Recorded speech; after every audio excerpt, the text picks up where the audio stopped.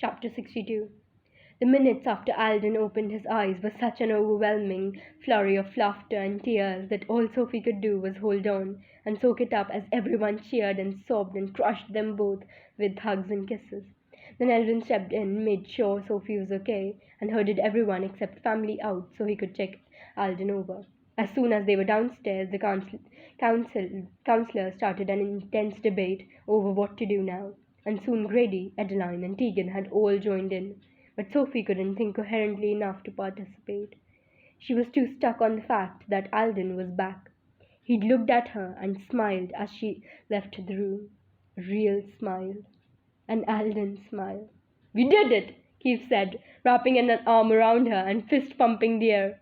Team Foster Keith triumphed. "Clearly, this is proof that we should work together more often. I'm sure Glitterbutt would agree." His smile faded. "How's she doing, by the way?" "Her bones haven't responded to any of our healing elixirs. We'll have to wait for her to heal on her own, and she can't move her wing right now because of the splint, so we won't be able to tell if she can fly until it's removed. But she was able to walk, eat, and drink this morning, and she's still transmitting like crazy." "Wow, really? I figured that would have stopped." "Yeah, me too." She tried to keep her emotions even so he wouldn't guess that she had anything to hide, but she could still feel him staring at her as she reached up to tug out an itchy eyelash. Fortunately, Elvin came to the rescue. "Sorry to interrupt," he said as everyone fell silent. "Alden would like to have a word with Sophie." "It's strange how much has changed in 2 weeks," Alden whispered, after he'd asked her a billion questions about what had gone on while he was out of commission. "I felt like I've missed everything." "Don't worry, with the way things go around here, I'm sure there's plenty more excitement to come." "I'm afraid you might be right." So was she, though after facing all this, she felt like she could handle anything. "I'm just glad it worked," she said quietly. "I wasn't sure if it would, since you hadn't been trained to retreat to the nook or save any part of yourself." "How did you know?" "I don't think I did." Alden stared out the window. "I'd been fighting the break day by day, minute by minute. The only thing that kept me going was my family. I knew it would destroy them if I shattered, and I tried to hold on for them. But when I saw Prentice in exile, I thought I was done. I felt the cracks form, felt myself fall through, and I thought I failed." "That was a break?" Alden nodded. "I didn't tell anyone because I came back, and I thought that I'd fought to stay with my family, that I was strong enough to keep fighting, that I was safe. But when I saw Wiley and thought But then I saw Wiley, and I thought about him growing up, without a family, and because of me, and—" His voice broke and he wiped away a tear. "I think you must have pulled me back the first time in exile. Maybe my mind was so newly cracked that your ability could still work. I don't know, but it had nothing to do with me. I was weak, and the second the cracks were too big, too deep, I sank into them, and everything collapsed. You must have held on somehow, otherwise you wouldn't be here." "Maybe. I do remember thinking about my family as I shattered, so it's possible some small part of me held on. But it hadn't been for you." He took her hand, staring at the star-shaped bruise. "I don't know how to thank you for everything you've done for me, Sophie, and for my family. You're back. That's all the thanks I need. Just take care of yourself, get stronger, and if you start to feel any more guilt, remind yourself that I will fix Prentice as soon as the council lets me. And if they wouldn't let her, she'd find a way to do it anyway. She could teleport now. She didn't need their permission to get to exile." "Leave that up to me," Alden said, interrupting her screaming. "The council and I will be having a very long talk about, well, a lot of things. Are you up to that?" "I will be soon. No reason to worry." She smiled at the familiar words, relieved when Alden smiled too, and for the first time in a long time, she actually believed them. "We still have to discuss the matter of the alicorn," Bronte announced as Sophie joined the councillors outside. Elvin and Tegan were inside, helping the whackers, but Keith had stayed with Grady and Adeline. Sophie had to bite back her groan. "You can't be serious, Bronte."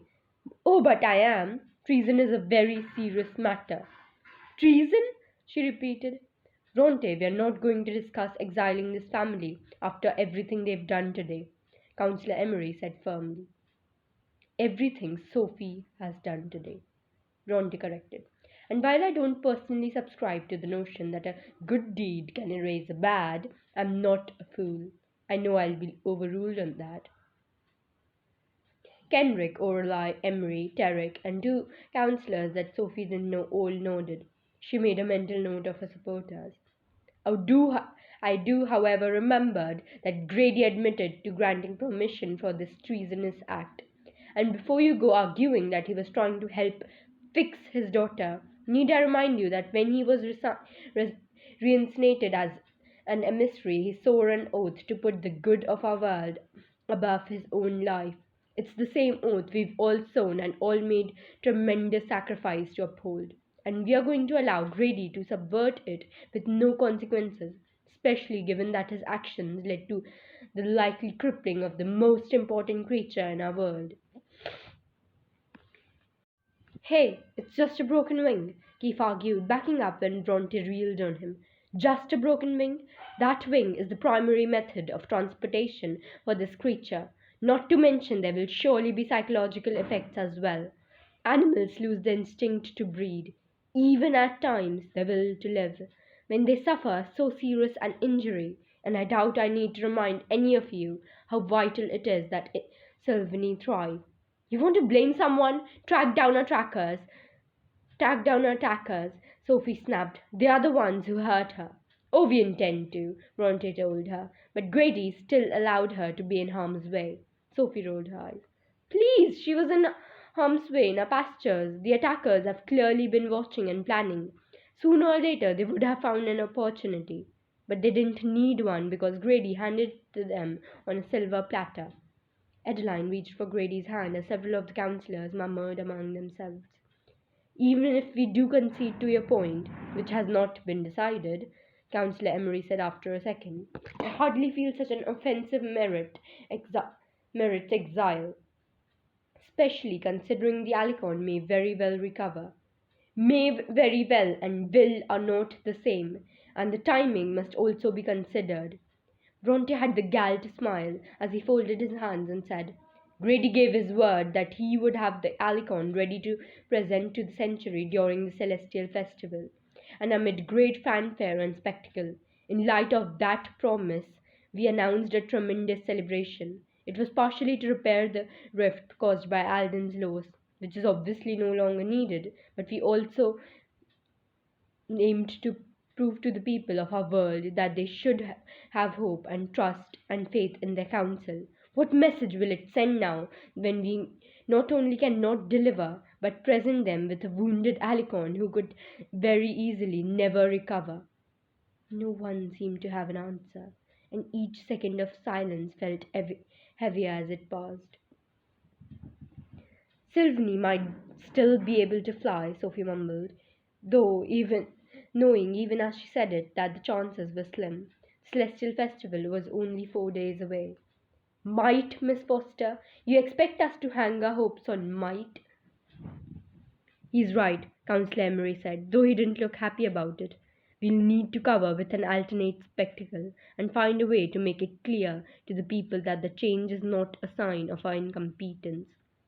And the best way to do that is to be able to inform that the person responsible is being punished to the fullest extent of our laws.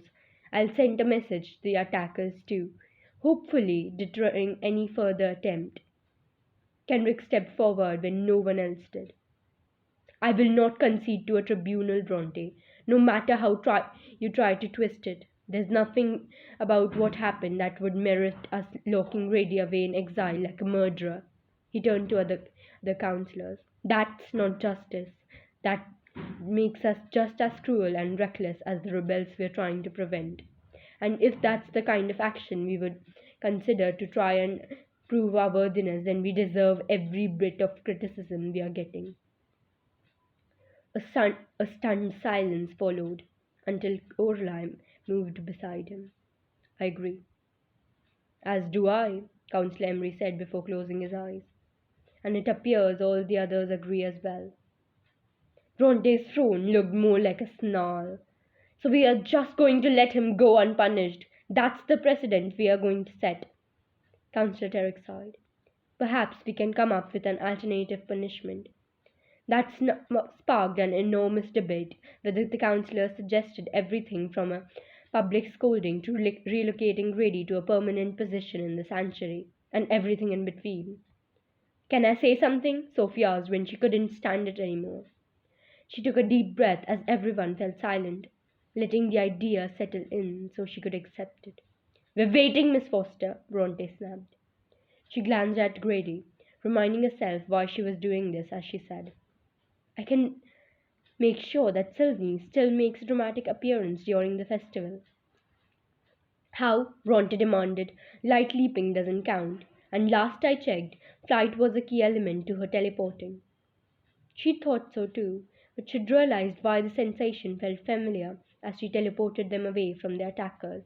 She'd done it before, when she made that impossible jump during base quest. She wasn't blinking, she was making tiny unplanned slips, which meant she didn't have to fly.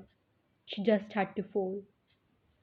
I can give you guys a far bigger spectacle than you ever imagined, she said, hoping she sounded more confident than she felt. And if I do, everything will be exactly the way we promised it would be. So no punishment would be needed. And what is this agiled spectacle? Bronte demanded. It's a surprise, Sophie told, not ready to reveal her secret. She'd have to now, and she would, but she would take any extra time she could get. Bronte taunted. You expect us to just blindly trust you, to surprise us with some phenomenal thing? Yes, I do. I think what I've done today more than proves that I can do things everyone thinks are impossible. Several of the councillors murmured in agreement. Bronte rolled his eyes.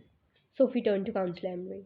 But I need your word that there will be no more discussion of punishment for any of us. Grady, Adeline, Keith, Sandor, me. We're all safe or no deal.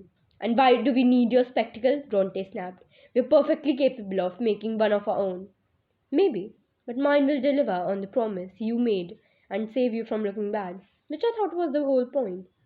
It is, Count Kenrick agreed. I say deal. Deal, Councillor Terrick agreed, along with several others. Ronte's scowl was so deep it looked like his face had sunken in, but he knew he was trapped. Fine, I'll agree to this deal, for now. But if anything goes wrong, he didn't finish the street, but it wouldn't have mattered. Sophie was afraid of many, many things, but she wasn't afraid of herself anymore. She could do this. She just had to trust and be willing to take the first leap.